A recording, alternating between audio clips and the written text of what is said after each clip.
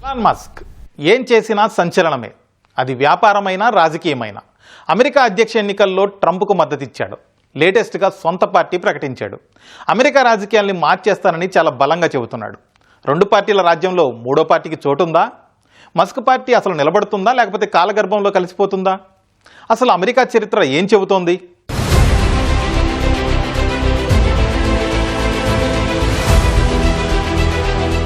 Tesla, space X, Starlink, Neuralink, X, ఇందులో ఏ పేరు విన్నా వెంటనే గుర్తొచ్చేది ఎలాన్ మస్కే. ప్రపంచ కుబేరుల్లో నెంబర్ 1. సరికొత్త టెక్నాలజీ ఆవిష్కరణలో ప్రపంచానికే మార్గదర్శి. ఇప్పుడు అగ్రరాజ్యం అమెరికాలో సరికొత్త రాజకీయ సంచలనం. అమెరికా ఎన్నికల్లో ట్రంప్ గెలిపే తన గెలుపని సర్వశక్తులు ఒడ్డి పోరాటం చేశాడు. ప్రచారం కోసం సొంత డబ్బులు ఖర్చు చేశాడు. ఎన్నికల్లో ట్రంప్ గెలిస్తే తనే గెలిచినంత సంబరపడిపోయాడు. ట్రంప్ ఇచ్చిన డోస్ చీఫ్ పదవితో సంచలనాలకు కేంద్ర బిందువుగా మారాడు. ఉద్యోగాల కోత సహా అనేక అంశాలపై తీవ్రమైన నిర్ణయాలు తీసుకున్నాడు. ఎందుకు అంటే ఖర్చులు తగ్గించడానికి అని తెగేసి చెప్పాడు. అసలు ప్రెసిడెంట్ ట్రంపా మస్కా అన్నంతగా పరిస్థితి మారిపోయింది. ఉన్న సమస్యలకు తోడు మస్క్ నిర్ణయాలు ట్రంప్కు కొత్త తలనొప్పులు తెచ్చిపెట్టాయి.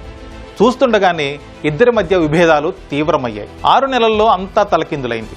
ట్రంప్ ఇచ్చిన డోజ్ పదవికి మస్క్ రాజీనామా చేసేశాడు.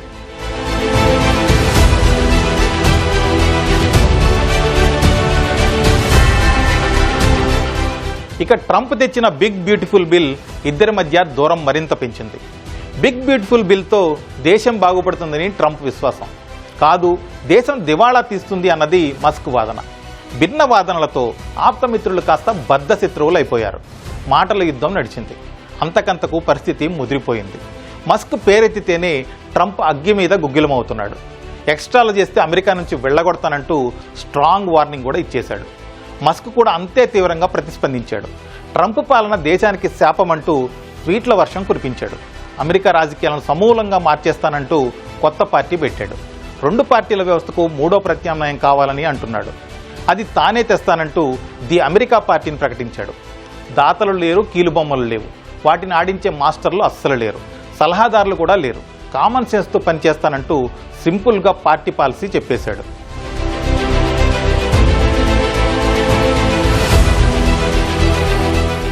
ఇంతవరకు బాగానే ఉంది.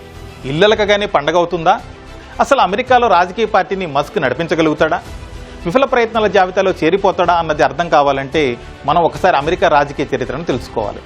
1776లో అమెరికా స్వతంత్ర దేశంగా ఏర్పడింది. అప్పట్లో పార్టీలేవీ లేవు. జార్జ్ వాషింగ్టన్ ఇండిపెండెంట్గానే 2 సార్లు ప్రెసిడెంట్ అయ్యారు. ఆ తర్వాత కొన్ని పార్టీలు పుట్టుకొచ్చాయి. కొన్నేళ్లకే చరిత్రలో కలిసిపోయాయి.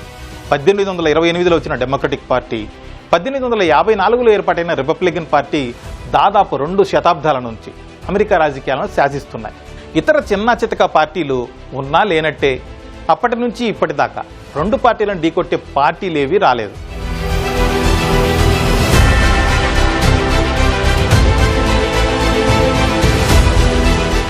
ఈ 2 శతాబ్దాల్లో వచ్చిన పార్టీలను ఒక్కసారి చూస్తే బానిస వ్యవస్థకు వ్యతిరేకంగా 1840లో వచ్చిన లిబర్టీ పార్టీ కొంతకాలం గట్టిగానే పనిచేసింది. తర్వాత కనుమరుగైపోయింది. 1901 నుంచి 1909 మధ్య అమెరికా అధ్యక్షుడిగా పనిచేసిన థియోడర్ రూజ్వెల్ట్ రిపబ్లికన్ పార్టీ నుంచి బయటకు వచ్చారు. బుల్ మూస్ ప్రోగ్రెసివ్ పార్టీ ఏర్పాటు చేశారు. 1912 అధ్యక్ష ఎన్నికల్లో పోటీ చేశారు. దాదాపు 27% ఓట్లు వచ్చినా అధికార పీఠం మాత్రం దక్కలేదు. డెమోక్రటిక్ పార్టీతో విభేదించి 1948లో స్టేట్స్ రైట్స్ డెమోక్రటిక్ పార్టీ ఏర్పాటైంది. కాంగ్రెస్ ఎన్నికల్లో 4 రాష్ట్రాల్లో సత్తా చాటింది. తర్వాత కొన్నేళ్లకు కనిపించకుండా పోయింది. శ్వేతజాతి సిద్ధాంతాలతో 1968లో జార్జ్ వాలెస్ స్థాపించిన అమెరికన్ ఇండిపెండెంట్ పార్టీ ఇలా వచ్చి అలా వెళ్ళిపోయింది.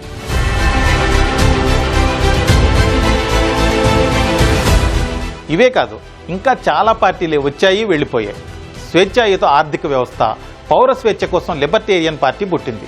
జాతి వివక్ష, హింసకు వ్యతిరేకంగా పర్యావరణ పరిరక్షణ కోసం గ్రీన్ పార్టీ ఏర్పాటైంది. టెక్సాస్ సంపన్నుడు రాస్ పెరోట్ 1992లో రిఫార్మ్ పార్టీ పేరిట ఒక పార్టీని స్టార్ట్ చేశారు. పెద్దగా ప్రభావం చూపలేకపోయారు. ఇప్పుడు అమెరికాలో లిబర్టేరియన్ పార్టీ 3వ అతిపెద్ద పక్షంగా ఉంది.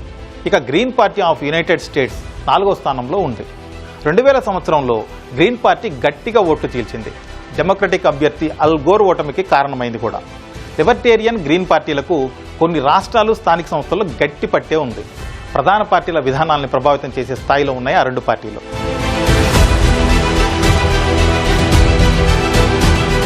ఈ చరిత్ర అంతా ఎలాన్ మస్క్కు తెలియదా అంటే మనకన్నా మస్క్కు బాగానే తెలుసు.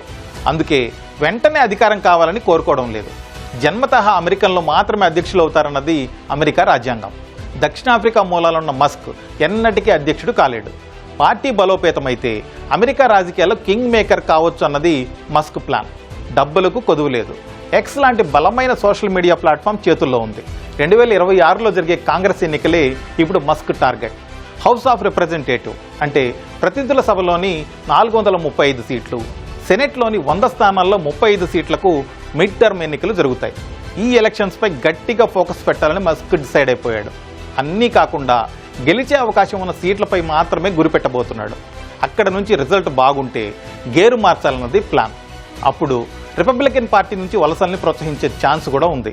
అలాగే పార్టీని దేశమంతా విస్తరించే అవకాశం ఉన్నట్లు తెలుస్తోంది. మస్క్ ప్లాన్ వర్కౌట్ అయితే ట్రంప్ గారికి కష్టాలు తప్పవు అన్నది రాజకీయ విశ్లేషకుల అంచనా.